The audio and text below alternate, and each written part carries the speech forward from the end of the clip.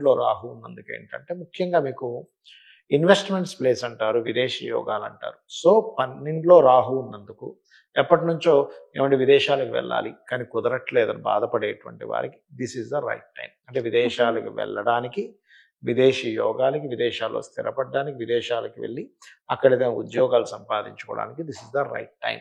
Okay. అందులో ఎటువంటి doubt లేదు. సహజంగా లాభశని ఆల్వేస్ అంటే కర్మని మీ మీ మీ కర్మని కొంత లాభం వైపు తీసుకెళ్తూ ఉంటాడు. ఓకే. శ్రమను తగ్గిస్తాడు. సో వీరు నిత్యము కూడా ఏంటంటే కొంతవరకు ఇందాక నేను చెప్పినట్టుగా సూర్యుడిని ఆరాధించడము, గణపతిని ఆరాధించడం చేస్తూ ఉన్నట్లయితే ఎలాగో వీళ్ళకి మే లోపల గృహయోగం కూడా ఉంది. హ్మ్. విద్యాయోగం కూడా ఉంది. అంటే మళ్ళీ రీస్టార్ట్ చేసుకోవచ్చు విద్య. సంతాన యోగం ఉంది. అదేవిధంగా వివాహ సంబంధించిన యోగం ఉంది. అండ్ మే తర్వాత నుంచి కొంత యాన్సిస్టర్స్ ప్రాపర్టీ సంబంధించిన విషయాల్లో ఏదైనా ఇబ్బందులు ఉన్నా సరే అవి క్లియర్ చేసుకునేటువంటి యోగం అనేటువంటిది కూడా చూపిస్తుంది. అండ్ విదేశీ యోగం కూడా ఎలాగో వీళ్ళకుంది.